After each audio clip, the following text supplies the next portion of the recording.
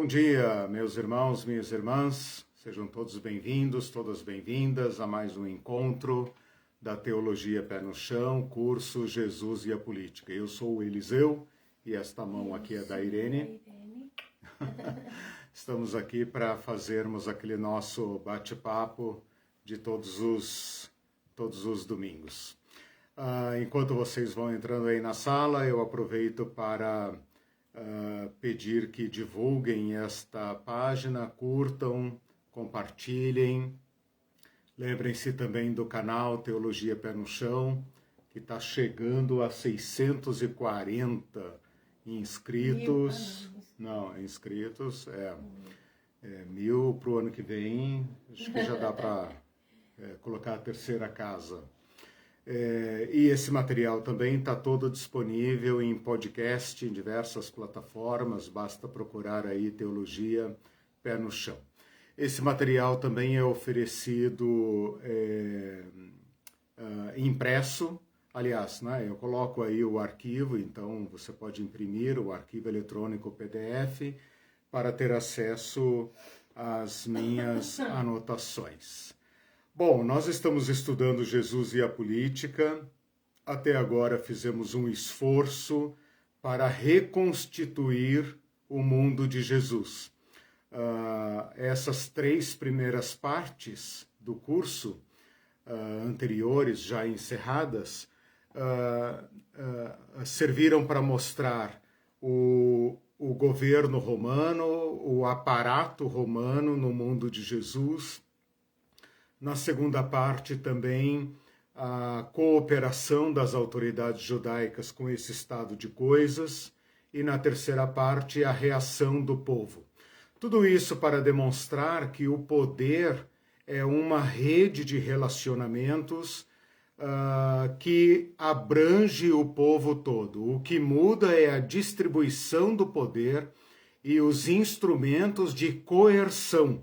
Então, embora o povo seja a maioria absoluta, evidentemente, ele é desprovido dos meios de impor sua vontade, de viabilizar sua vontade e atender suas necessidades.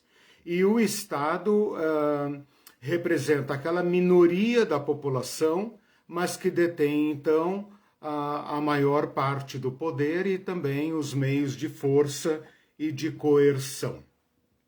Dentro desta rede de relacionamentos, que é a marca e o estado de qualquer sociedade, como Jesus se posiciona. Então, essa simples introdução já basta para a gente entender que é impossível pensar a ação de Jesus, as palavras de Jesus, a vivência e os movimentos de Jesus sem pensar na política.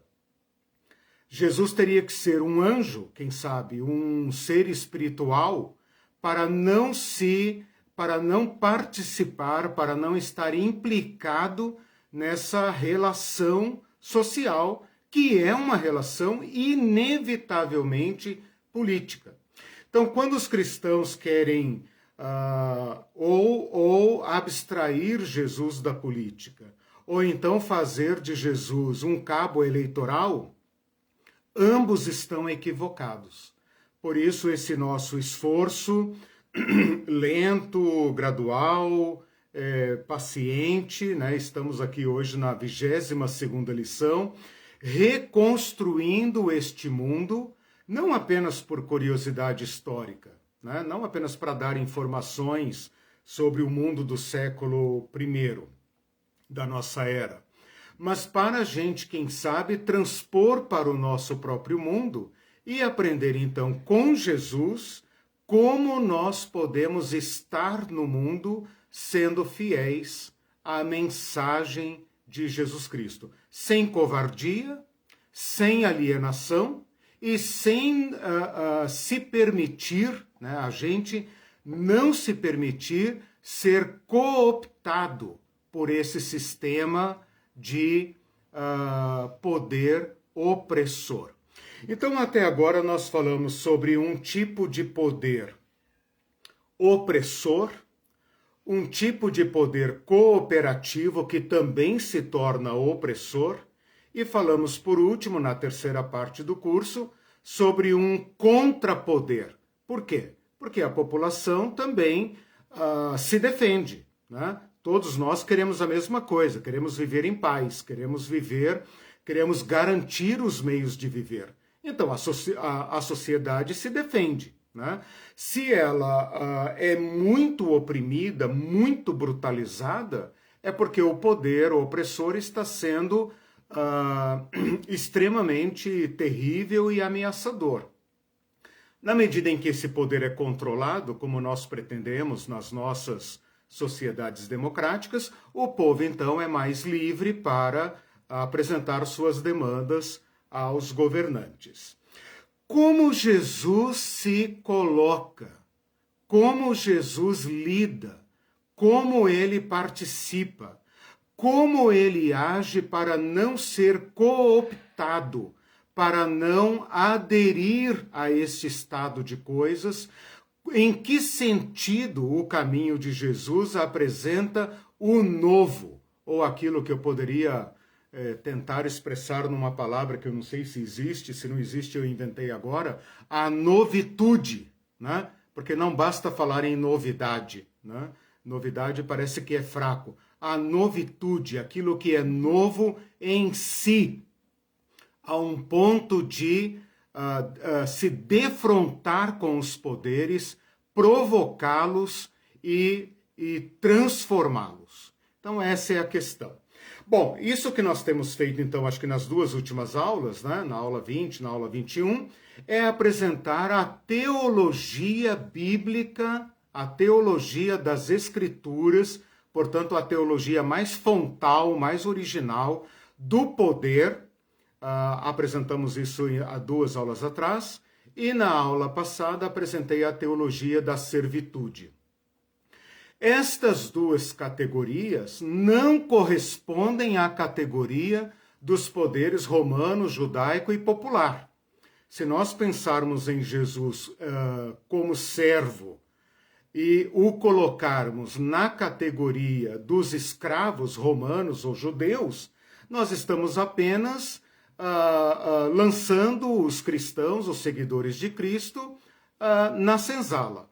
E não é essa a intenção do Evangelho, porque na senzala eles já estavam, né? A maioria dos pobres, do povo, dos produtores, dos camponeses, das famílias, já estavam com sua vida ameaçada. Não precisava de ninguém para chegar para eles e falar, olha, vocês precisam se abaixar mais ainda, serem escravos melhores ainda. Isso não precisava. Os fariseus, os sacerdotes já faziam isso e com séculos de experiência, então não precisava disso.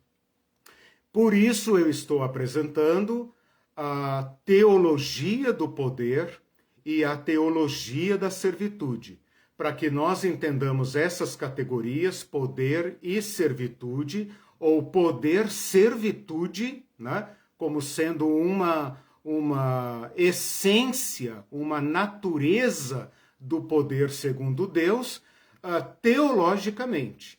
E então possamos experimentar a novitude, né? E nos colocarmos, então, não de maneira equivocada, alienando-nos do mundo, nem também transformando Jesus no nosso cabo eleitoral, o cara do nosso partido. Bom, na aula de hoje e na próxima, eu pretendo apresentar para vocês os paradoxos. E eu escolhi essa palavra paradoxos justamente... Peraí, deixa eu ver se eu estou na aula certa aqui. Ah, não, peraí, eu abri acho que o arquivo errado. Peraí, só um pouquinho. É 23 hoje, né? Peraí. Eu falei 22, mas acho que eu abri errado. Essa aqui é da servitude. É 23. Por isso que quando eu abri aqui, eu pensei, mas essa aula está preparada há uma semana? Então, vamos lá. Como eu estava dizendo, é a aula 23, então, tá? Me equivoquei, já estou abrindo aqui meu arquivo. Vamos lá. Agora tá certo. Então, eu quero apresentar, então, essas categorias usando a categoria, né, de paradoxo. O que é um paradoxo? O paradoxo é uma comparação entre dois termos que aparentemente são contraditórios, né, mas que revelam uma associação que nós precisamos descobrir. Qual é o paradoxo? Quando eu falo de poder, a nossa tendência é pensar no poder como nós o conhecemos. O poder opressor, o poder que domina, o poder que se impõe. E quando nós pensamos em servitude, nós pensamos lá na base da pirâmide, naquela categoria, naquela classe de pessoas que vai perdendo poder na medida em que desce, e o servo, então, que é um termo até desusado na nossa cultura, né? Nós falamos em serviço, mas não falamos em servo, né? Tal a degradação desta categoria. Nós modernos falamos em trabalhador, empregado, funcionário, como é que eles falam agora? Eles usam um termo eufemístico, o nosso associado, o nosso cooperado, né? Para disfarçar o fato de que é aquela pessoa que está desprovida de todos os meios, né? E até aqueles aparatos da sociedade que servem para proteger essas categorias acabam sendo objeto do ódio, como sindicatos, legislação trabalhista e tudo mais. Então, paradoxo é isso. E através, então, desta aparente contradição, eu quero, nesta aula e na próxima, pensar um pouco com vocês em exemplos que vão demonstrar, aqui é que está o paradoxo, em exemplos que vão demonstrar o paradoxo entre poder e servitude, as fragilidades do poder opressor, porque nós pensamos no poder opressor, o poder que domina, que nos domina, como um poder impossível de ser enfrentado. Mas o paradoxo está no fato que este poder opressor tem fragilidades. E, por outro lado, na próxima aula, nós pensamos na servitude como sendo aquela atitude mais vulnerável da sociedade, aonde nós não queremos estar. E o paradoxo é que a maneira como Jesus se coloca na sociedade como servo de Deus é uma maneira poderosa. Então, essas nuances do paradoxo, né, entre poder e servitude é que eu quero mostrar para vocês, então, nessas próximas aulas. Deu para entender? Deu. O pessoal está dizendo que o termo eufemístico é colaborador.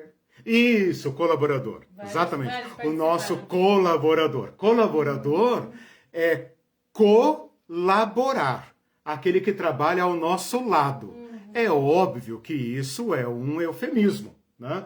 Porque, na verdade, você tem aquele que dispõe de um excesso de mão de obra, e se você não quiser, ele vai falar, bom, meu amigo, é assim, se não quiser, vai embora, tem 10 pessoas, para cada um que resolve ir embora, tem 10 pessoas. Como você não tem uma elevada oferta de mão de trabalho, né, você aceita aquelas condições, ou seja, você está se colocando numa posição vulnerável, né? Você é controlado pelos poderes econômicos e tal. Quando eu falo de poder opressor, inclusive, é importante pensar o seguinte. Eu não estou pensando apenas naquele chefe violento, não. E não estou pensando no presidente violento, na polícia violenta, né? O poder opressor tem muitas faces.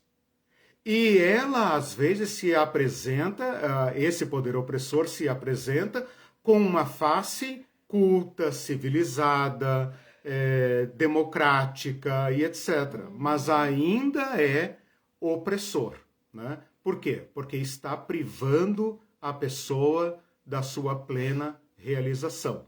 Nós só conhecemos o poder desta forma. Por isso que eu estou, nas aulas anteriores, nesta e na próxima, não tenham paciência, né? Porque o que eu estou propondo aqui é uma conversão intelectual, né? Tem que mudar a chavinha aqui dentro, porque nós vamos entrar num mundo novo. A maneira como Jesus se coloca é original, é o vinho novo, né? E se nós, eu tenho falado isso nas últimas aulas, estou falando novamente e vou continuar falando. Se nós encaixarmos Jesus no nosso estado de coisas, a gente o perde, né? Então, nas duas aulas anteriores, nessa aula e na próxima, eu estou gastando tempo, né, para que nós tenhamos a oportunidade de mudar a nossa chavinha mental. Isso é uma conversão, né? Etimologicamente, literalmente, uma conversão, né?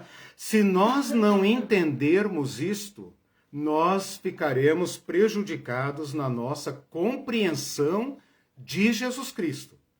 E para deixar bem claro que a gente pode perder Jesus Cristo, basta ver como a nossa religião cristã, que é derivada de Jesus Cristo, se associa com os poderosos do mundo ao longo de toda a história, desde o Império Romano, né?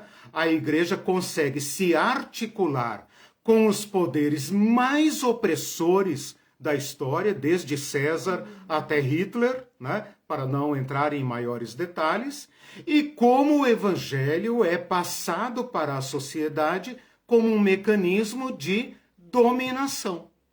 Então aí está claríssimo o exemplo de como nós podemos perder Jesus Cristo.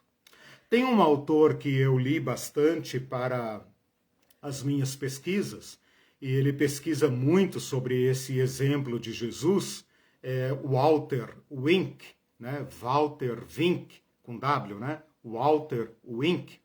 E ele diz... O que eu ia falar dele agora? Que tudo que nós criamos... Me distraí soletrando o nome dele.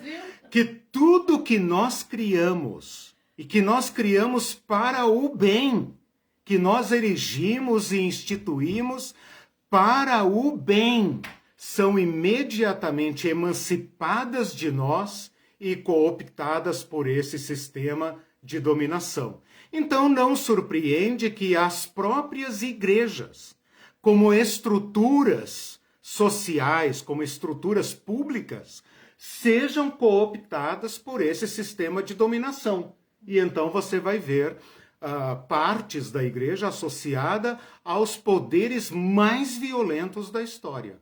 E o evangelho sendo usado para produzir os povos, as pessoas mais alienadas e exploráveis da história, né? Eu costumo dizer que o evangelho, às vezes, cria o povo dos sonhos dos imperadores, né? Porque aí a dominação passa a ser vontade de Deus. Essa é a mais absoluta dominação.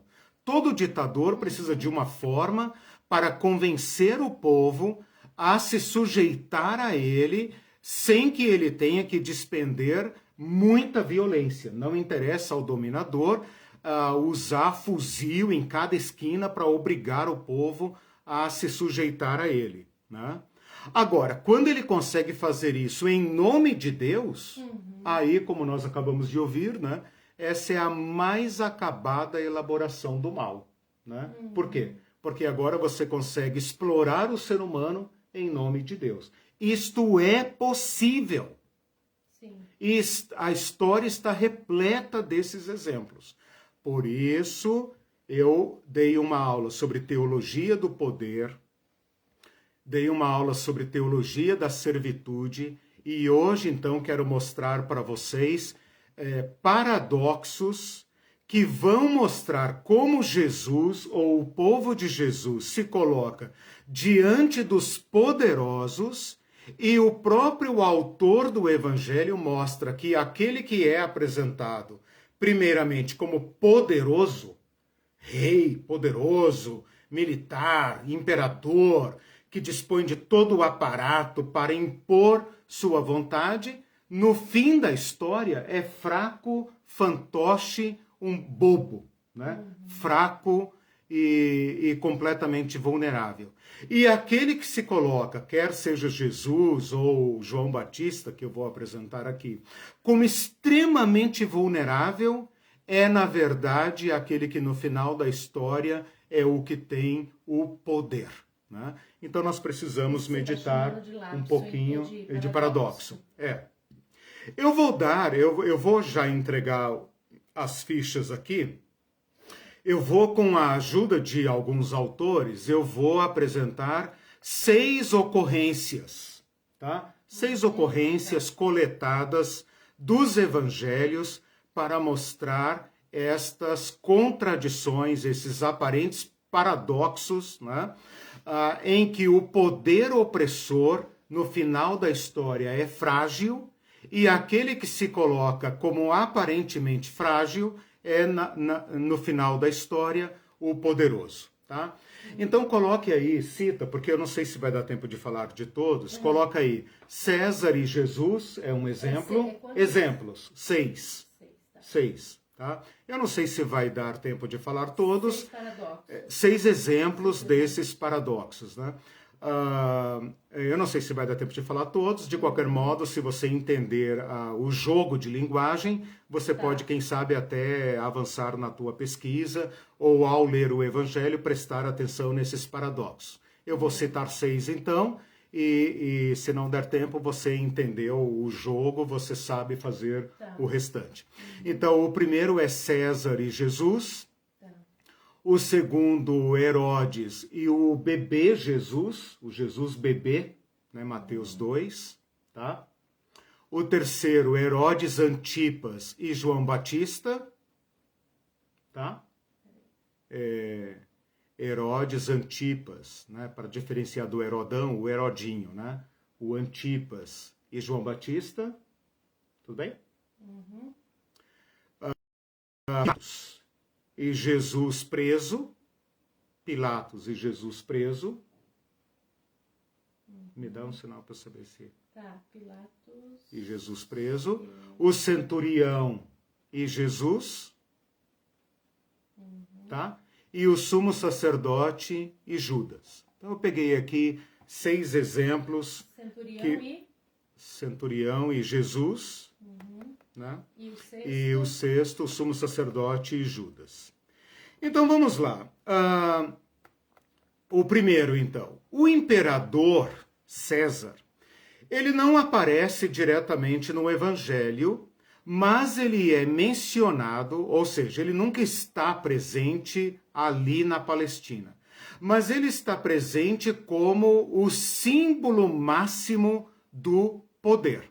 Então, o César é mencionado no Evangelho como uma sombra, né, como um personagem que, mesmo ausente, distante centenas de quilômetros da Palestina, é aquele poder absoluto, né? Aquele poder que controla todas as coisas.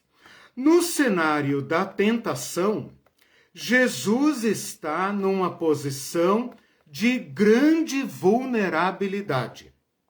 Então eu vou dar aqui alguns confrontos que mostram como Jesus se defronta, né, se confronta, né, com César. No cenário da tentação, Jesus está exausto. Ele é um homem adulto com seus 30 anos, né? Ele está faminto, né? Ele está sedento, provavelmente ferido por causa do sol, ele está num estado crítico. E o tentador aparece para ele e, numa das tentações, ele propõe a Jesus ser o César. Quando ele fala assim, eu te darei todos os reinos do mundo e a glória deles. Aqui está César. A gente pensa nos reinos do mundo e a glória deles como sendo o nosso mundo, não sei você. Mas essa é a mais perfeita descrição do Império Romano. Portanto, Satanás está oferecendo a Jesus um poder igual ou superior ao de César.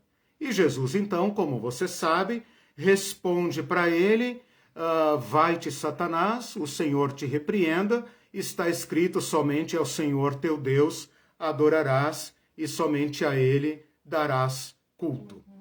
Neste pequeno diálogo, Jesus se coloca, mesmo na sua vulnerabilidade, como um homem autêntico que teme a Deus, que é de fato o grande poder, e o César como alguém que se ajoelhou diante de Satã. Porque César só está onde está porque ajoelhou-se diante de Satã. Isso mostra como Jesus vê César. Enquanto ele, levado pelo Espírito de Deus ao deserto, para se colocar numa posição de extrema vulnerabilidade, o César é aquela pessoa que, criada no centro do império, no maior luxo e contando com o que tem de melhor, é alguém que está subordinado a Satã. Então esse é um paradoxo. O Cristo no deserto, faminto, vulnerável, ferido, reporta-se a Deus como o poder de fato e enxerga César, refuta, recusa, despreza o papel de César como alguém que só está onde está porque dobrou-se diante de Satã. Quando os discípulos, ainda nesse caso, os discípulos não, os fariseus chegam a Jesus e perguntam se é lícito pagar imposto a César, eu não vou entrar nesse texto aqui agora, eu estou guardando ele para momento oportuno, a interpretação dele, mas independentemente do que esse texto significa, a resposta de Jesus coloca César contra Deus. Então ele está dizendo: dai a César o que é de César e a Deus o que é de Deus. Seja lá o que quer que César represente, ele não tem nada a ver com Deus. Ele é o oposto a Deus. Você tem que lembrar que César é, até então, o legítimo filho de Deus, dos deuses. E submeter-se a César, como os próprios sacerdotes se submetiam, era a vontade de Deus. Por isso eles eram contra qualquer reação contra os romanos. E Jesus, que está dentro da arapuca de Jerusalém, na semana e nos dias que antecedem a sua prisão e morte nas mãos de César, e ele sabe disso, ele fala: eu me dou a Deus. Vocês querem César? Então deem-se a ele. Seja o que quer que isso signifique, Jesus deixa claro que César não tem nada a ver com Deus. Ele se dá a Deus, portanto, não se dá a César. E por fim, no final do capítulo 28 de Mateus, ainda confrontando Jesus e César, o Jesus morto por César, o Jesus crucificado e sepultado é o Jesus totalmente derrotado, e o César, embora não tenha havido um confronto direto de Jesus com César, César é aclamado. Jesus foi morto por supostamente ofender a honra de César. É por isso que ele é morto. Ele é morto porque se fez rei dos judeus e, portanto, acusado de alta traição a César. O Jesus morto é o fracasso total. E César, lá no seu trono em Roma, nem sabe que um pobre coitado galileu foi morto porque representou uma ameaça a ele. Mas Jesus é ressuscitado e no final de Mateus fala: toda a autoridade me foi dada nos céus e na terra. Portanto, no final do Evangelho, o homem Jesus, o homem no deserto, o homem faminto, sedento, ferido, o homem que caminha para dentro de Jerusalém, sabendo que ele é altamente vulnerável, que ele não tem chances de se defrontar com o poder e a máquina de matar do império, no final do Evangelho proclama: toda a autoridade foi me dada nos céus e na terra. César recebeu de Satã poder e a glória dos mundos, dos reinos, mas isso implicou em sujeitar-se a Satã. E Jesus, o servo de Deus, aquele que por sua fidelidade a Deus chega à fraqueza absoluta ao ponto de não ser, é no final do Evangelho aquele que proclama a autoridade de Deus, não a autoridade de Satã, não o poder opressor, a autoridade segundo Deus sobre céus e terra. Ou melhor, nos céus e na terra. A preposição sobre nunca vai aparecer aqui. E quando ele fala, vão por todo mundo, preguem o evangelho, ele transforma sua comunidade no centro do mundo. Ou seja, a Roma é o centro do mundo. A comunidade de Jesus é a mais vulnerável. É aquela que não tem amparo em nenhum lugar. Está acossada de medo de qualquer vizinho que faça delação premiada. Mas Jesus proclama a sua autoridade, que não é a autoridade de César, não é a autoridade opressora, não é a autoridade violenta, e agora proclama uma nova comunidade. E esta comunidade passa a ser o centro do poder segundo Deus. Vão por todo mundo e anunciem a paz. E César não pode contê-los, César não poderá fazer nada. Né? No final, é o reino de Deus que virá. Lembrem que eu terminei a aula passada falando de Daniel 7. Na leitura de Jesus aqui dos discípulos, César é aquele monstro que pisoteia, devora e estraçalha quem se colocar na frente dele. Mas ele cairá e virá o Filho do Homem. Jesus está aqui como Filho do Homem. Né? O Filho do Homem que não representa um poder da qualidade de César. Se fosse para impor um poder acima do de César, mas da mesma natureza opressora, Jesus teria se dobrado a Satã. A única forma de obter um poder igual ao de César ou superior ao de César é ajoelhando-se a este sistema que mata. Jesus, o servo de Deus, foi ao absoluto serviço. O Filho do Homem não veio para ser servido, mas para servir e dar sua vida. Seu serviço significou dar sua vida. E ao dar sua vida, que é o estado mais vulnerável, ele trouxe para nós uma nova autoridade. O que os crentes não entendem, porque não lhes é explicado, é que esta autoridade é de outra natureza.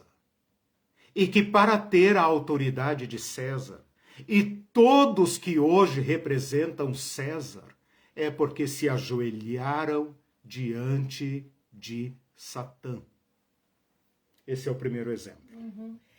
Não é incrível que um evangelho essa boa nova, essa, vamos dizer, essa seita, tivesse se propagado tanto e chegado até nós, sendo tão fraquinha diante do Império, comparando com o Império, né? E tudo isso, sendo que surgiram tantos Jesuses Jesus é época, autêntico, né? Eu E... vou falar disso na próxima aula. Quando Jesus fala, eu sou a verdade, Jesus é o autêntico. Né? E o autêntico apela a nós. Ontem eu coloquei uma frase no meu Facebook que fala, nós só podemos ser alienados porque há algo em nós que pode ser alienado. E o que é alienado de nós é a verdade. Uma das coisas que eu vou falar nas próximas aulas é que todo poder opressor joga com ilusões. Por isso ele é frágil. E por que ele é violento? Porque sabe que é frágil. E esse homem, Jesus, vulnerável, eu vou falar daqui a pouco do Jesus diante de Pilatos, né? O Pilatos vai ser apresentado a Jesus como um homem poderoso. Eu tenho poder para te matar, para te soltar e tal. E Jesus fala, nenhum poder você teria se do céu não te fosse concedido. Jesus é o homem autêntico, né? Ele é o homem que está aderido, né, e não alienado. E nós todos somos alienados pela mentira do poder opressor. Bom, deixe-me passar rapidamente para o segundo exemplo. O segundo exemplo foi colhido de Mateus 2. Então, percebam a ironia do texto, né? O texto vai apresentar Herodes, o Herodão, Herodes Magno, Herodes o Grande, né? O rei, aquele que reinou sobre toda a Palestina, depois o seu reino foi dividido em 4 partes, cada uma para um dos seus filhos, os tetrarcas, né? Só para fazer essa distinção. Mas o Herodes é apresentado no início do capítulo 2, se você observar, como uma pessoa que tem poder absoluto. Ele é chamado de rei, ele manda convocar quem ele quiser, ele convoca os líderes judeus e eles vêm rapidamente atendê-lo, ele os interroga a respeito das profecias, ele convoca os magos, que nós não sabemos que tipo de autoridade é, mas Herodes imediatamente se comporta como alguém que dá ordens aos magos, envia os magos a Belém, dá ordens aos magos para voltarem e prestar contas a eles, e os magos obedecem, pelo menos parcialmente, e ele toma todas as medidas para proteger o seu poder. Ele tem poder de deixar viver ou fazer matar. Por exemplo, no final desse relato, ele manda matar as crianças de Belém. Ora, não é qualquer pessoa que tem o poder de decretar morte, né? A pessoa, para decretar a morte de alguém e ser obedecida, ela precisa ter um poder cruel, muito elevado, de modo que esses soldados, que nós nem sabemos de que cidade eram, se eram samaritanos, se eram, sei lá, de que, né, edomitas e tal, tiveram que cumprir uma ordem absurda, que é assaltar aquelas pessoas mais vulneráveis da sociedade, mulheres e seus bebês. Então, esse homem é colocado aqui como poder total, poder absoluto. Por outro lado, Jesus é um bebê recém-nascido, e mesmo sendo recém-nascido, é interrogado, né? Aliás, interrogado não, é procurado pelos magos como sendo o rei dos judeus. Então, enquanto Herodes se faz ser chamado como rei dos judeus, e ele obriga isso por poder e violência, Jesus é um bebê e é voluntariamente identificado como rei dos judeus. E sobre ele é lançado título das Escrituras. Ele será o Messias, ele será o guia do povo de Deus e ele será chamado meu filho. Esta análise que eu peguei aqui de uma autora chamada Dorothy Weaver, ela faz uma análise do texto e ela mostra o seguinte: Jesus aqui nunca é sujeito de verbo. Jesus é sempre o objeto da ação das pessoas. Jesus é levado, Jesus é adorado, Jesus é transportado, de Jesus são faladas algumas coisas. E, por outro lado, Herodes é sempre o sujeito. Então, Herodes manda, convoca, determina, interroga, ordena, orienta. E Jesus não, Jesus está sempre na passiva, né? Os pais de Jesus transportam o menino, os magos adoram o menino, e no final Jesus é apresentado, nesse texto então, Jesus está em absoluta vulnerabilidade. A ironia do texto é que esse Jesus, bebê, que está lá nos cafundó da vila de Belém, Belém Efrata, pequena demais para figurar entre as cidades de Judá, como disse o profeta, a mera notícia de que ele tenha nascido diz que fez Jerusalém ficar alarmada. Ou seja, o todo-poderoso Herodes teme a chegada de um rei autêntico, aquele a quem Deus diz: esse é o meu ungido, esse é o guia do meu povo. Isso mostra que o poder se impõe porque, no fundo, ele se reconhece como ilegítimo. E as garantias legais que ele tem não são suficientes para ele subsistir. E o Jesus fazendo gugu dadá, né? E os primeiros movimentos com a mãozinha, a mera notícia de que ele nasceu coloca Jerusalém, melhor dizendo, completamente alarmada.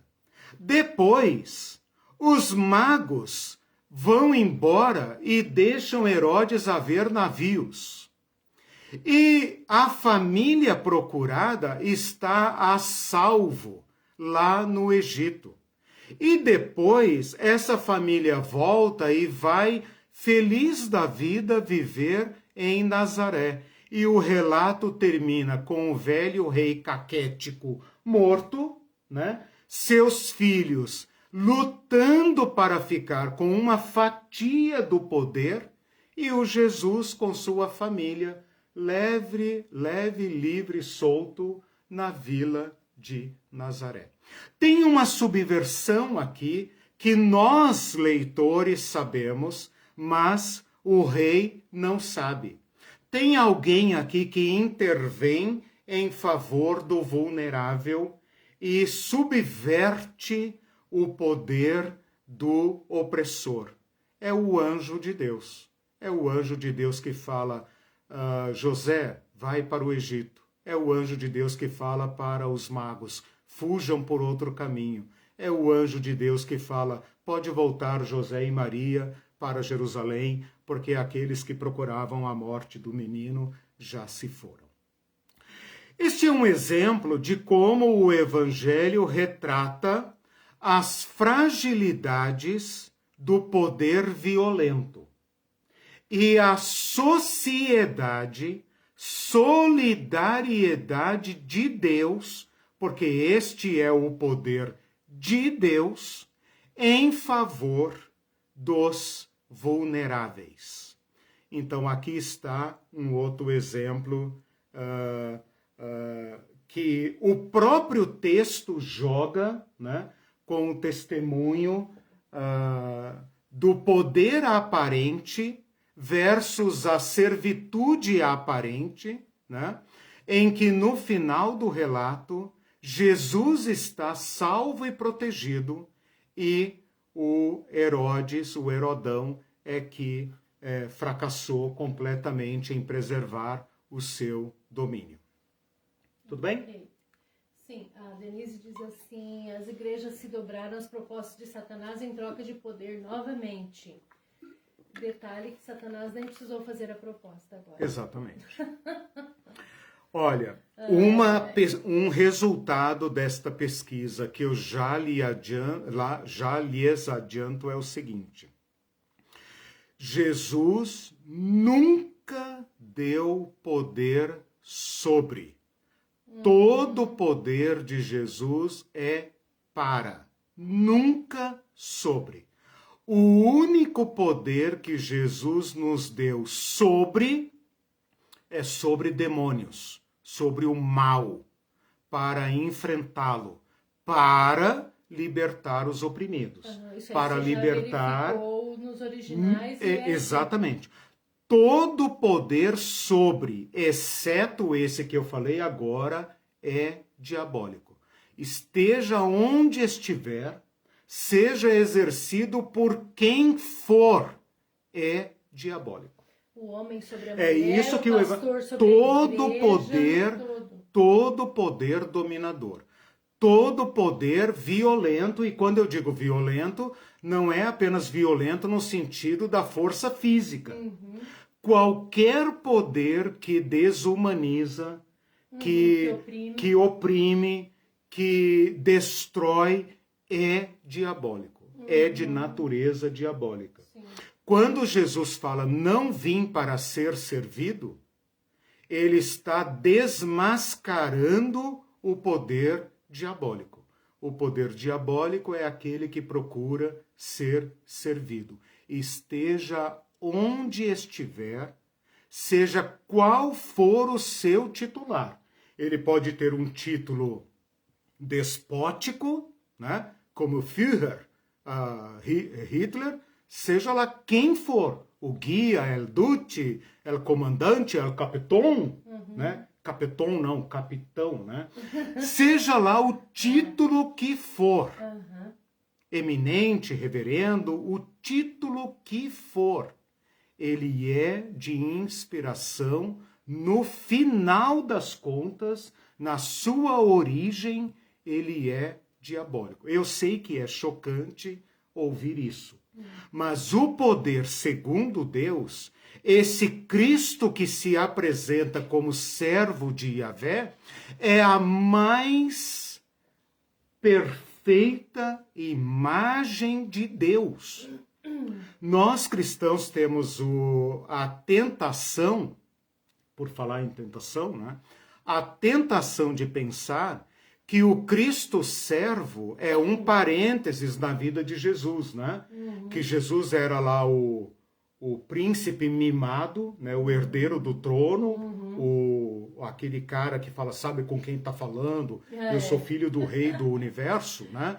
E um dia vou herdar o trono. Não, eu sou co-imperador do universo, né? E depois ele faz aí um servicinho sujo de vir aqui e tal, morrer na cruz e etc. Mas depois ele volta para o céu. E nós entendemos glória, né, como a glória de César, né? A glória, ele volta para a glória e tal. Nós temos que nos converter à ideia que o Cristo encarnado, suas ações, palavras e seus movimentos são a mais perfeita imagem de Deus. É assim que Deus é. O Deus opressor foi criado pelos opressores para justificar sua opressão em nome de Deus. Exatamente. Esse é o Deus diabólico. Não é Deus, é o diabo. É segundo a imagem e semelhança do homem. Exatamente. Por quê? Porque todo poder opressor precisa convencer. Porque ele sabe que é frágil. Demonstrar força. Exato. Né? o poder de Deus na sua manifestação máxima é Jesus Cristo. Como eu falei na aula de sexta-feira. O Deus que manifesta-se no mundo, fiel à sua natureza de amor e de serviço e de dar-se para o outro, porque Deus é amor e não existe amor sem dar-se, né? E que sofre toda a violência do mundo, mas não revida a violência. A violência foi morta, foi destruída pela não violência. Como Jesus destrói César? Sendo fiel a Deus, até que César o estraçalhe. E quando César o estraçalha, César destrói sua própria violência. Porque agora Jesus está dizendo para todos nós que cremos, não tenham medo dos violentos. Eles não podem nada contra vocês. Incrível, né? A Tatiana respondeu para Denise dizendo: a igreja que se auto-oferece a Satanás para aquisição de poder. Palavra dura essa, mas isso é o que a gente vê hoje. Então, mas isso tem que ser desmascarado. Porque basta de falar as palavras de Jesus e agir como César. Né? Essa é a mais maligna das mentiras. É falar em nome de Jesus e agir como Satã. Né? Essa é a mais maligna das mentiras. Por isso eu estou usando a palavra conversão e usei a palavra intelectual de propósito. Porque nós temos que ser confrontados com esse Cristo e decidir diante de quem nós vamos nos ajoelhar. Dos violentos e daqueles que os inspiram, que segundo o Evangelho é Satã, ou se nós daremos culto a Deus. Qual Deus? O Deus de Jesus. Aquele que sofre violência, mas não a pratica. Sofre a violência, mas não a pratica. E ao fazer isso, destrói o poder da violência. E no final do Evangelho fala: toda a autoridade me foi dada nos céus e na terra. No início do livro de Atos, os discípulos estão impacientes dizendo: Senhor, e o reino? E o reino? Quando restaurarás o reino? Nós queremos poder, Jesus. Tudo bem com esse negócio de morrer, ressuscitar e tal, mas e o poder? E o poder? Para com esse papo. E Jesus fala assim: isso não é da conta de vocês, mas vocês receberão outro poder, o poder do Espírito Santo. Oba! Então a gente vai poder pisar em todo mundo? Não. Vocês serão minhas testemunhas. Vocês serão testemunhas do crucificado.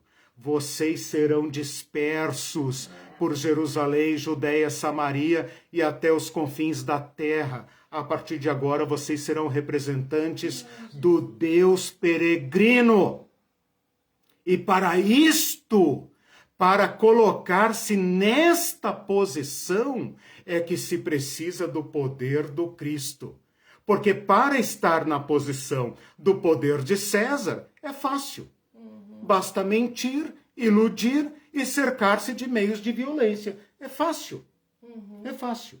Colocar-se na posição do Cristo, romper com o poder de Satã, é que precisa do poder de Deus. E Cristo é a expressão máxima do poder de Deus. O Cristo na cruz é a expressão máxima do poder de Deus. Isso é paradoxo ou não é?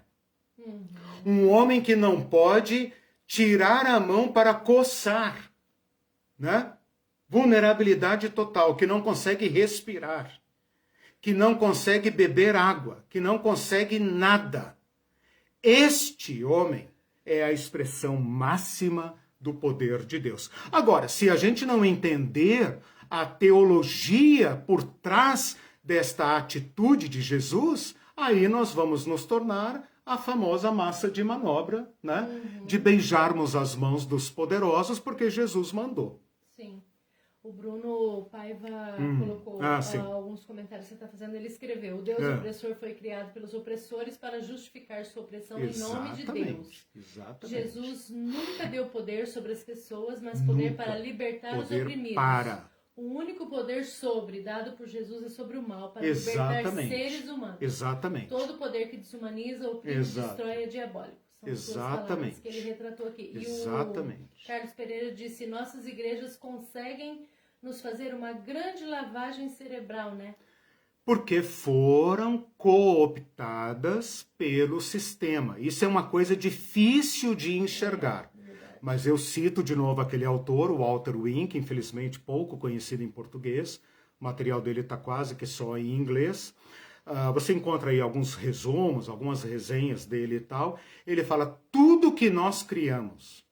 Por que os partidos, os sistemas de poder, as utopias todas fracassaram? Porque tudo que nós criamos, até aquilo que parece mais lindo e o paraíso, será cooptado por esse poder opressor e se voltará contra o próprio povo. A única forma de romper isto é pelo caminho de Jesus Cristo. É claro que o poder moderno, o Estado laico moderno, tentou controlar este monstro, este Leviatã, por força da lei. Né? Eu, por exemplo, este que vos falo, né? Citando o meu exemplo propriamente, eu sou servidor público. Muitos de vocês são servidores públicos, trabalham para o governo nas mais diversas áreas. O meu setor público é o único que preservou a palavra servo. Nós somos servidores. É bonito isso, eu acho legal ser chamado servidor público. Né? Porque pelo menos na intenção, todo titular de poder público, né? Desde o presidente da República até o mais simples funcionário do governo federal, municipal, estadual, do executivo, judiciário, legislativo, qualquer um tem suas obrigações determinadas em lei. E ser servidor público, pelo menos na intenção, significa ser servo do povo. É uma inspiração cristã. Então percebam, o Estado laico é de inspiração cristã. Está perfeitamente de acordo com a ideologia, para não dizer teologia, do poder, da ideologia do poder segundo Cristo. Que é tirar estas fontes do poder opressor.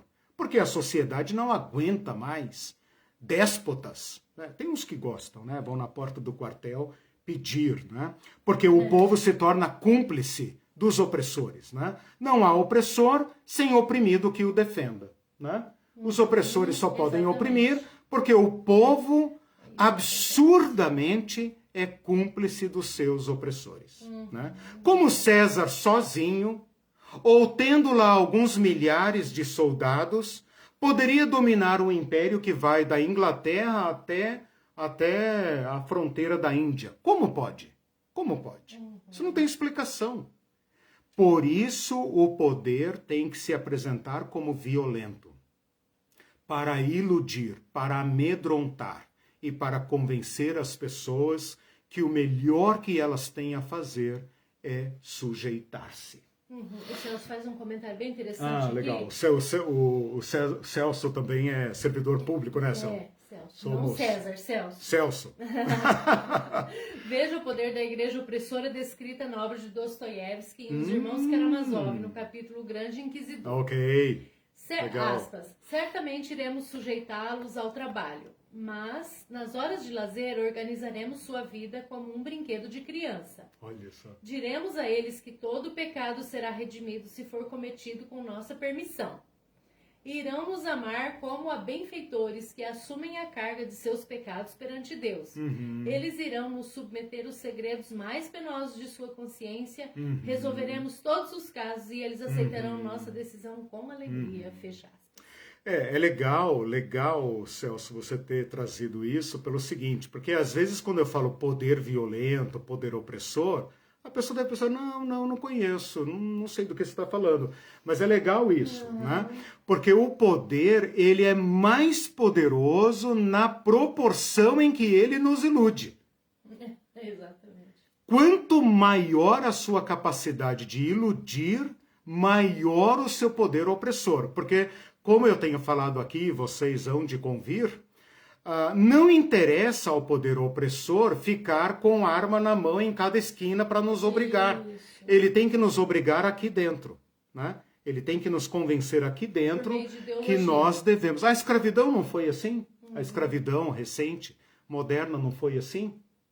Não havia muito mais, numa fazenda, por exemplo, não havia muito mais escravos do que senhores? Mas onde estava a opressão? Aqui, né?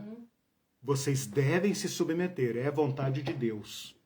Né? Vocês são servos do demônio, a escravidão é boa para vocês. Né? Tem negros que ainda hoje dizem isso. A escravidão foi boa, porque libertou eles do diabo, libertou eles da cultura atrasada. Então nós, né, os brancos, europeus, né, fomos os salvadores do povo negro. Tudo é ideologia mesmo, né? A Europa cristã. A Europa cristã, não foram os bárbaros, né? A Europa cristã. Então não se iludam com a capacidade do poder opressor de cooptar até o evangelho, até o cristianismo. Mas até da ditadura, né? Alguém que foi preso falou assim... Sim, eu estava errado mesmo. Mas eu precisava de um corretivo mesmo. Eu estava errado. Ou seja, eles estavam certos. O Estado é como uma mãe que disciplina os seus filhos. Eu estava errado, ela me disciplinou. E ontem também eu vi, acho que você estava assistindo um vídeo, que a profeta deu um jeito para falar assim... que ainda a economia do Brasil não vai mudar, porque ainda tem muita corrupção ainda para tratar. Então, por isso. Ai, Jesus. Todas as ferramentas, o sistema sendo usado para legitimar uma ação. Os profetas do rei, né, os que comem na mesa do rei, e os idiotas úteis, né? Colocando-se na boca do lobo e levando as ovelhas para a boca do lobo. Bom, tem um outro exemplo aqui, eu vou apressar um pouquinho, porque eu acho que vocês entenderam a lógica do negócio, né? Um caso que mostra... Aqui é muito interessante, né? É o terceiro caso, o caso de Herodes Antipas e João Batista, né? Veja, o relato, eu peguei aqui... Mateus capítulo 14, mas você pode ler os paralelos, né, em Marcos e em Lucas e tal. João não conta essa parte. Mas o Herodes Antipas, ele é representado aqui como um cara poderoso, né? Ele é chamado de tetrarca, que é o seu título. Ele é chamado de rei, embora não o seja. O seu título formal é tetrarca, mas ele se faz... de rei, ele tem servos ao seu comando, ele tem poder para prender, para matar e para lançar na prisão, como ele fez com João Batista e obviamente fez com muitos outros. Ele tem poder para atender qualquer pedido, por exemplo, ele chama a filha da sua esposa, né, ilegítima, e ele fala, pede-me o que você quiser e até metade do reino eu posso te dar. É muito poder. E acima de tudo, o Antipas tem poder de mandar matar, de deixar viver ou mandar matar. Ele poderia ter absolvido João Batista como um gesto da sua grandeza, ou ele poderia ter mandado matar, como de fato mandou, e ninguém o processou por isso. Portanto, ele não teve que prestar contas desse seu poder despótico. Então, o Herodes Antipas é retratado aqui como o cara que tem pleno poder. Pleno poder. Manda, desmanda, prende, solta, manda matar e etc. Ele tem a máquina do poder na sua mão e aqueles que estão com ele estão convencidos deste seu poder. João Batista, ao contrário, é o exemplo do não poder. João Batista se vestia mal e porcamente, né, com o tecido mais vil, por opção, mais inclusive. Por opção, exatamente. Poderia estar vestido no templo, né, porque era filho da estirpe sacerdotal. Vivia no deserto, comia muito pouco, né, abaixo dos níveis de calorias que a ONU, a OMS recomenda, né? Então, assim, era uma pessoa provavelmente franzina, com desenvolvimento prejudicado por causa da sua pobreza. E para complicar a situação, agora está preso. Então, aquele movimento desencadeado por João Batista está completamente extirpado ou dominado, porque João Batista está preso. Então, essa imagem é colocada assim, como sendo o Antipas poderoso e o João Batista vulnerável. Aí vem a ironia. Primeiro, o Herodes Antipas pensa, nós sabemos que não é Jesus. Aliás, nós sabemos que é Jesus, né?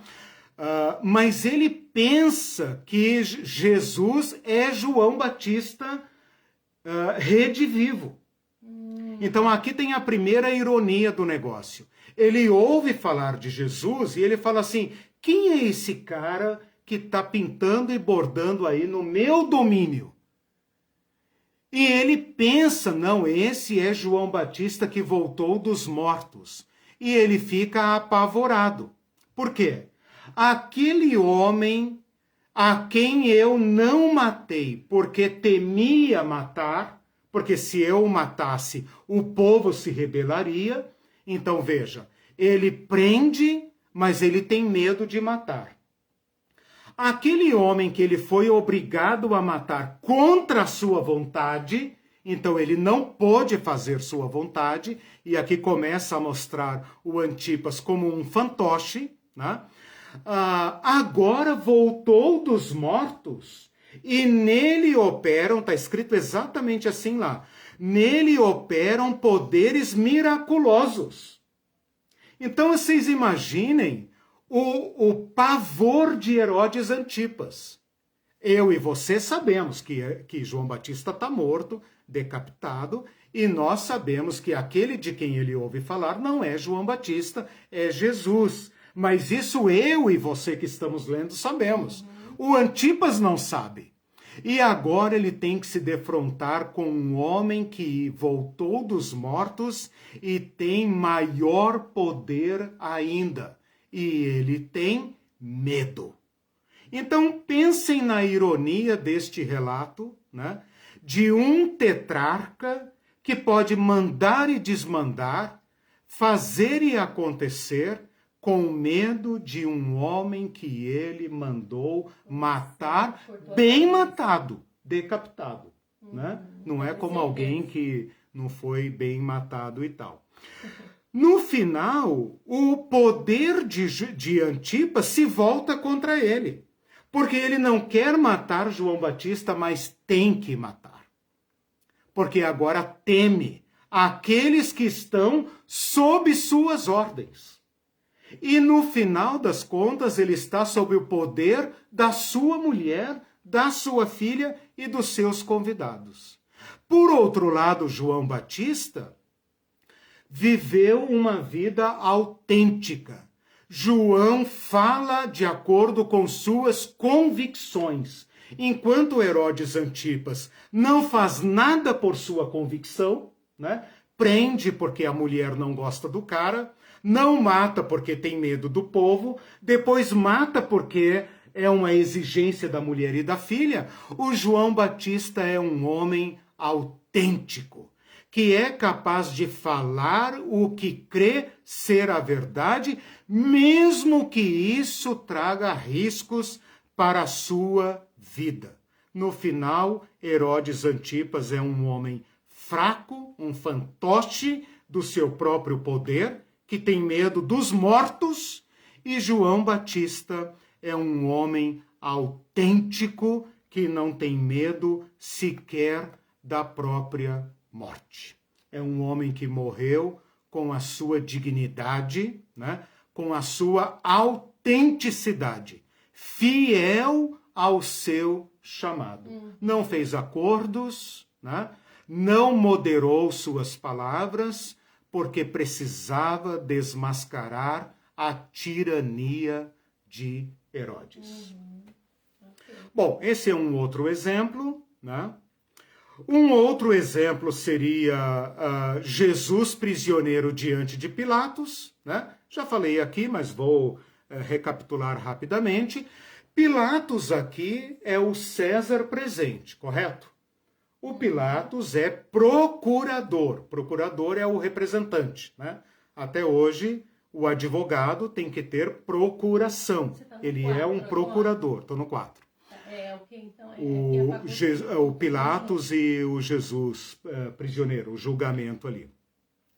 O Pilatos, então, se apresenta aqui como o cara que tem total poder. Ele interroga Jesus, os sacerdotes pedem a ele manda para lá, manda para cá, interroga, dialoga, ele faz aquilo que parece o seu pleno poder, né? Claro que tudo isso tem aparência de legalidade, mas Pilatos diz para Jesus: você não me responde? Eu tenho poder para te mandar crucificar, açoitar, eu estou disposto, eu tenho aqui no meu cartel, né, na minha carta de poderes, poder para matar, para dar uma pena branda, para prender por um tempo, para negociar sua libertação. Eu tenho poder, cara. Negocia comigo. E Jesus o trata com silêncio. Significa uma serenidade, uma autenticidade, um pleno domínio de si. Como quem diz, não tenho medo de você. O poder que você tem, as pessoas interpretam como se de cima não tivesse sido dado, né? A crentaiada, estava demorando hoje, né? A crentaiada interpreta como sendo o poder de Deus. O poder de Pilatos veio de Deus. Então, Pilatos está mandando matar Jesus porque é o poder de Deus. Não, irmão. É de César. Porque o poder é piramidal, ele é hierárquico. Mas todo o poder foi instituído por Deus, eles vão lá. Exatamente. Ele é ordenado e ele tem poder de matar ou de não matar por causa de César. Esta província responde diretamente a César.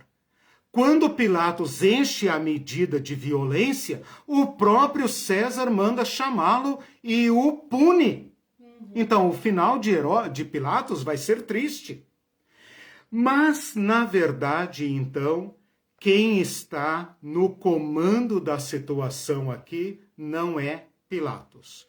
A mulher de Pilatos chama a atenção dele. Os sacerdotes impõem a Pilatos a vontade deles, porque quem primeiro quer matar Jesus são os sacerdotes. Pilatos não está nem aí, a coisa ainda não chegou no nível de interesse de Roma. E a multidão, instruída pelos sacerdotes e pelos principais líderes, fazem com Pilatos um joguete total, de modo que Pilatos é um fantoche na mão dos poderes que o cercam. Isso mostra, o julgamento que Pilatos executa, mostra as fragilidades internas do poder. Pilatos aqui é obrigado a sair da legalidade, a fazer conchavos políticos, a pensar nos seus próprios interesses e nos seus interesses políticos e futura carreira para sobreviver, satisfazendo então os interesses da elite judaica, que ele supostamente deveria dominar. Ele deveria dominar os sacerdotes. De acordo com a hierarquia, ele é acima dos sacerdotes. Os sacerdotes sabem disso. Eles não têm poder para matar. Quem tem poder para matar é Pilatos. Eles arranjam um jeito de fazer o poder superior atender à vontade deles. E no final das contas, Pilatos é retratado naquela imagem patética, lavando as mãos, como quem diz: vocês me obrigaram a fazer isso. Né? Então, o César aqui, né? O representante de César, aquele que dispõe de poder militar, de poder legionário, poder jurídico, poder econômico, todos os poderes conjugados, se vê numa situação em que ele é um mero fantoche diante dos interesses do povo. E o Jesus a quem ele manda matar e manda guardar o corpo, ressuscita. E aí os sacerdotes têm que correr para ele de novo. Primeiro correram para ele e o enganam dizendo: mande guardar o túmulo daquele cara.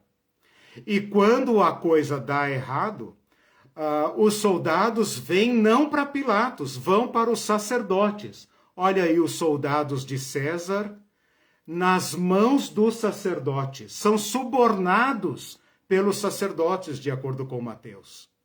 E agora vendem um segredo para os sacerdotes. Recebem dinheiro e os sacerdotes enganam o governador. No final do relato, em Mateus 28, o governador foi feito de bobo pelos poderes subalternos e os soldados romanos que deveriam ser superiores e impor a ordem no pedaço estão nas mãos das autoridades judaicas, sobre quem eles deveriam dominar e impor o poder. Isso mostra como o poder violento, o poder opressor, aparenta violência porque é frágil. E quando é desafiado, ele mostra os seus flancos, né, vulneráveis.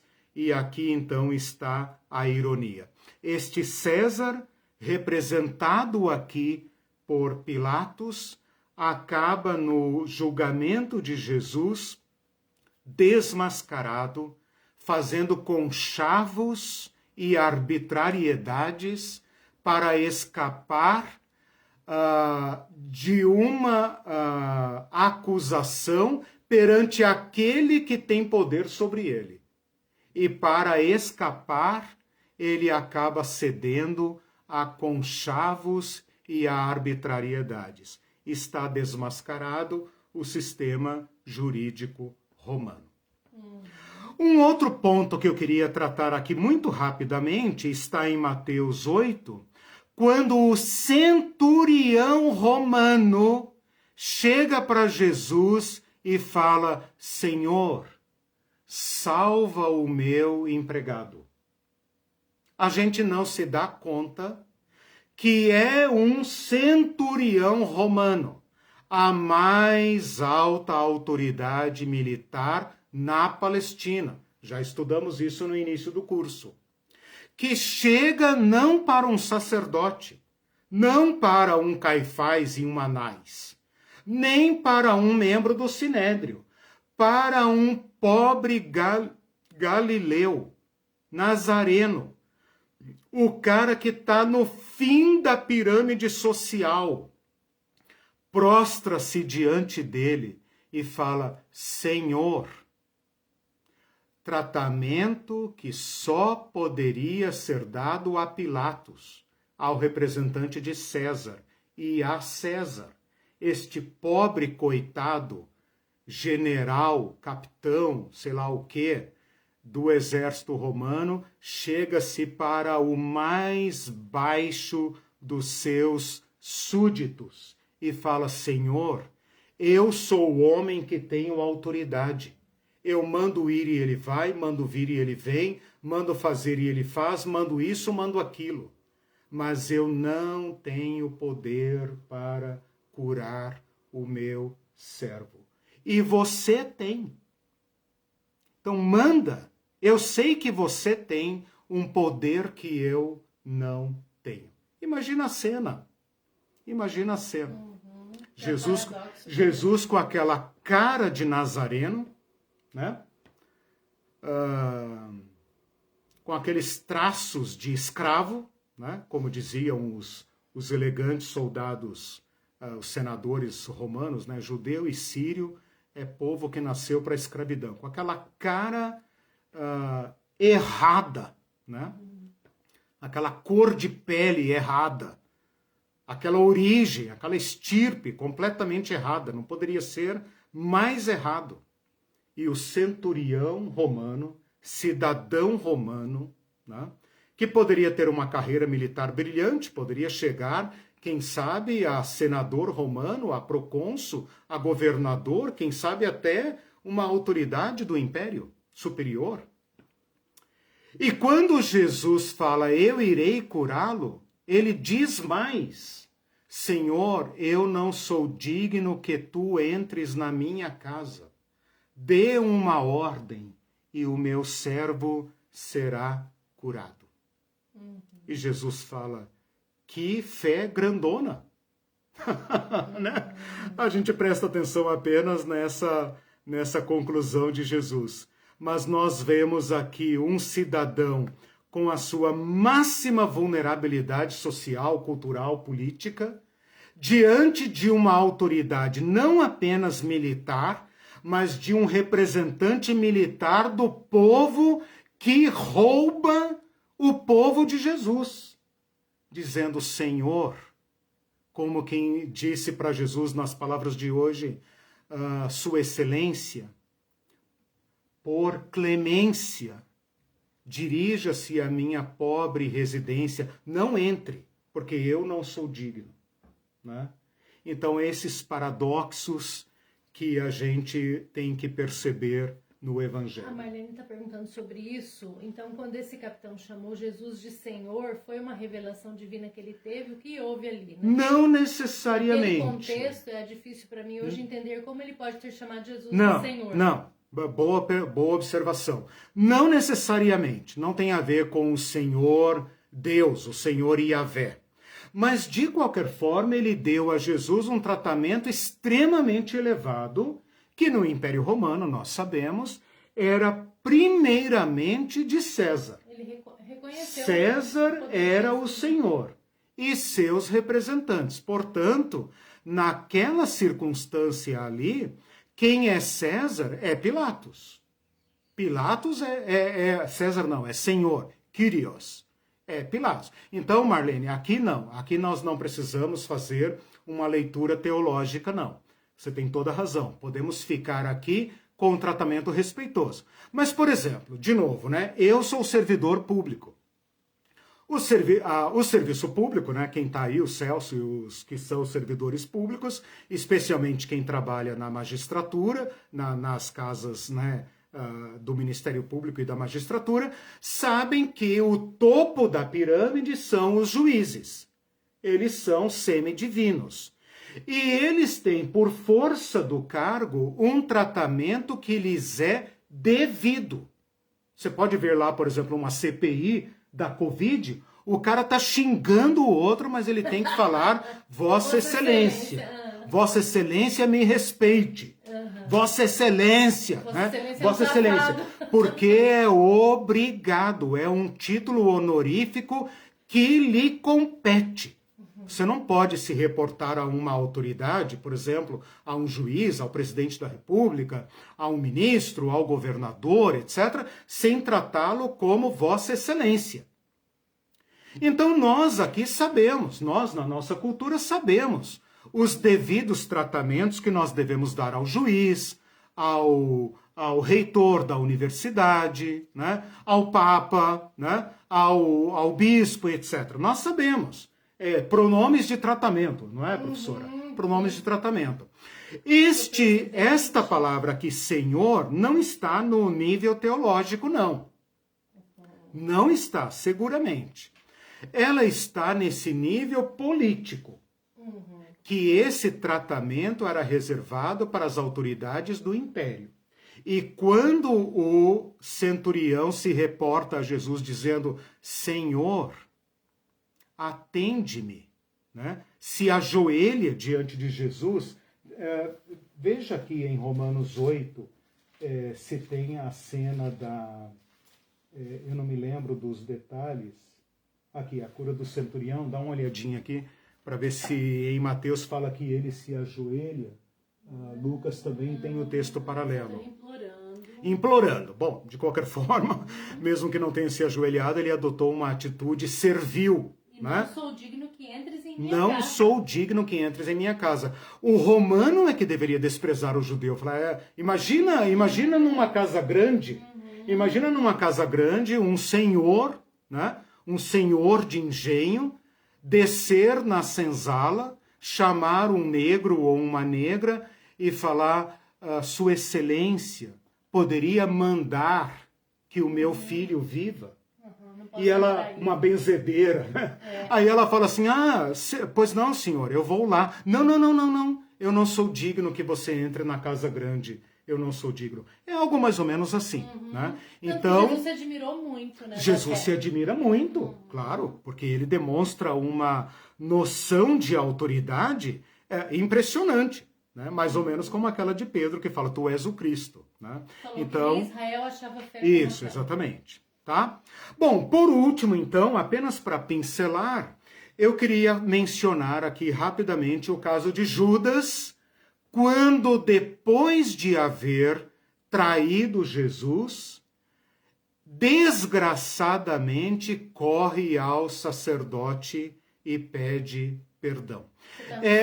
No último, o 5 é o do centurião. Centurião e o servo. Centurião e o servo. Quando Judas foge para o templo para jogar as 30 moedas de prata, dizendo, pequei traindo sangue inocente, ele conhece a lei e ele sabe que a lei tem uma péssima notícia para ele. Ele vai pagar com a vida pelo pecado que cometeu. Ele corre ao lugar certo. Ele corre ao templo. E este é o único caso em que nós vemos um sumo sacerdote no Novo Testamento sendo sacerdote. Porque o que você espera de um sacerdote? Você espera de um sacerdote que ele sacerdotize, não é? Você espera que ele cumpra as funções de Levíticos, as funções que a lei de Moisés prescreveu. Você só vê o sacerdote fazendo política, intriga e sacanagem. Na única vez em que um judeu recorre ao sacerdote dizendo, Senhor, me diga o que fazer para expiar meu pecado, o sacerdote fracassa desgraçadamente, covardemente, dizendo que temos nós com isso. Isso é lá contigo. Talvez tenha sido a última oportunidade que Judas tenha tido, com certeza foi, a última oportunidade que Judas tenha tido de corrigir o seu mal feito. Mas a religião que aparenta extremamente poderosa sobre uma população completamente vulnerável, agora fracassa completamente. Eles sabem que é pecado, sabem que se trata de preço de sangue, não recolhem o dinheiro no tesouro do templo, compra um campo para ser cemitério de peregrinos, de sem terra, de indigentes, né? De pessoas paupérrimas, né? Para dar um fim digno aos seus restos mortais, mas não recolhe o dinheiro. Porém, fracassam completamente naquilo para o que elas foram constituídas. Significa dizer que todo poder tende ao abuso. Todo poder tende ao abuso. O poder legítimo dos sacerdotes era cuidar da fé do povo para que o povo estivesse em pé, quites com o seu Deus. Você vê Anás e Caifás arquitetando todo tipo de coisa, nos lugares onde não deveriam estar, a pretexto de proteger a religião, quando na verdade estão cuidando do seu próprio traseiro, né? Estão cuidando do lugar onde eles sentam. E quando eles são invocados para exercer o poder legítimo, eles falam que nos importa, isso é contigo. E então Judas é aqui aquele cidadão completamente desamparado pelos poderes, a um ponto que a única saída que ele vê é suicidar-se, né?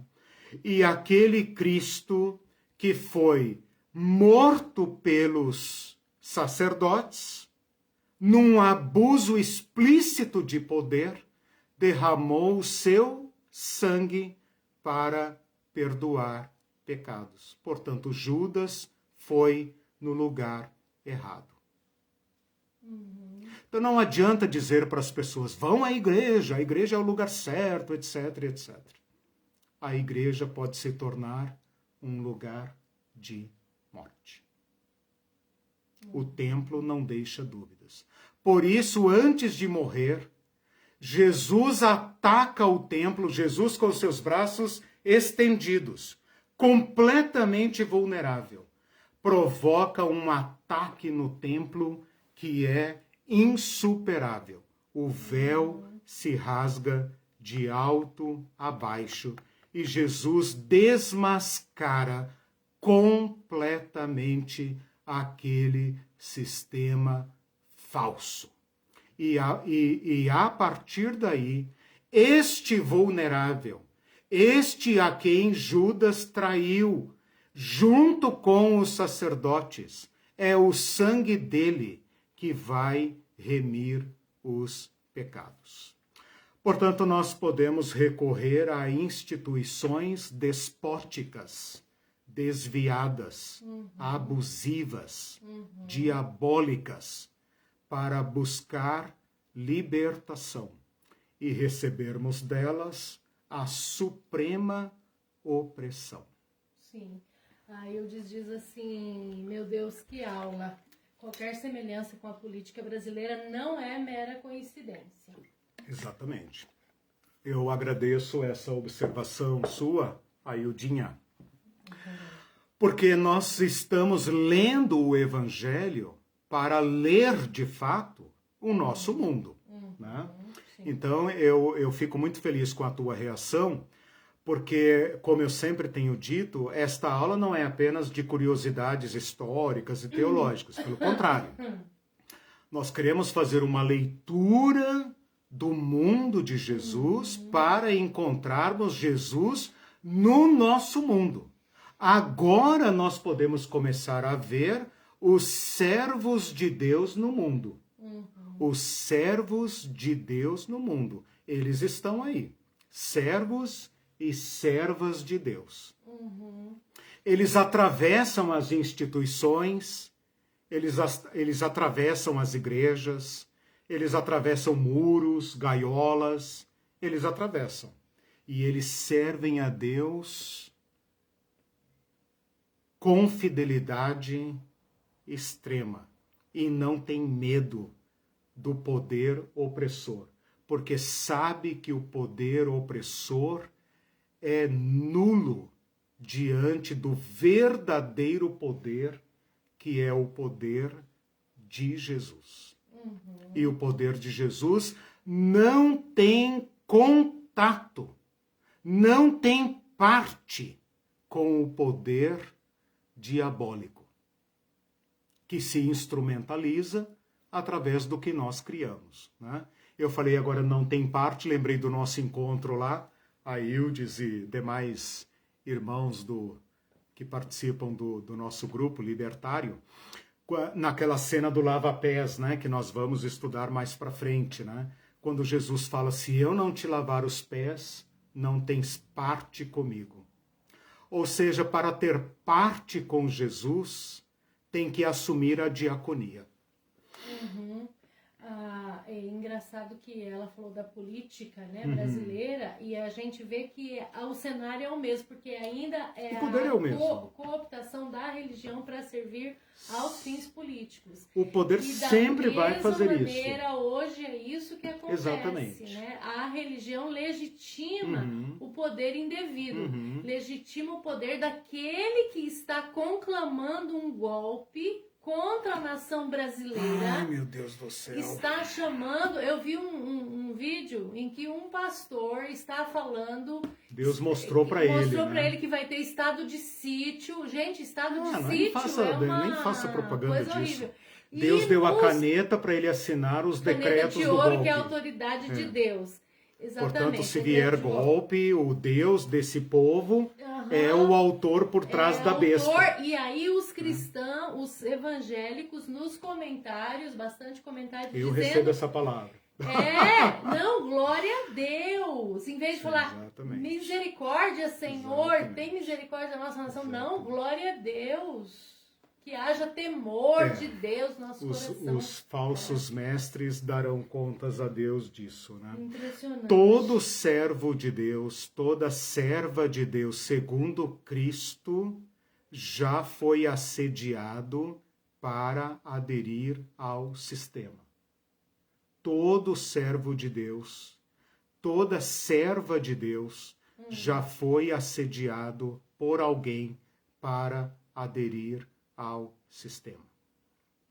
O Carlos Pereira disse, nossa semana começa muito abençoada depois dessas aulas. Amém. Amém. Que Deus Obrigado, nos renove o nosso ânimo, feliz. Né? Vejam, o que nós estamos elaborando aqui, o que eu estou submetendo ao discernimento de vocês, são teologias que Jesus encarnou, com respeito ao poder, com respeito à servitude. Agora vejam, tudo isso cai no nosso coração, no meu coração, de novo, como sementes do reino de Deus. Mas não se enganem. O ladrão destas boas novas está atento, né? E este mundo que nos rodeia segue outra ordem, outra lógica. Por isso é necessário orar sobre estas sementes do reino de Deus, para que elas germinem em nós esta novitude.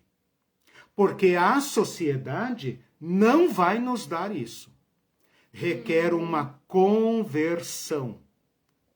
Nós sempre ouvimos e nós não conseguimos pensar de outra forma, a menos que o Espírito do Cristo mude a nossa mente. Né? Termino aqui, é inevitável, com Romanos 12. Né? Não se conformem com esse estado de coisas, mas transformem-se, transformem o seu pensamento, para que então experimentem a boa, agradável e perfeita vontade de Deus. Mas tem que aderir ao caminho de Jesus. Ok? Sim, ok. Meus irmãos e irmãs, bom domingo para vocês. Nos vemos na sexta-feira no curso de antropologia. Tchau, tchau. Beijo. Nossa, pessoal, fica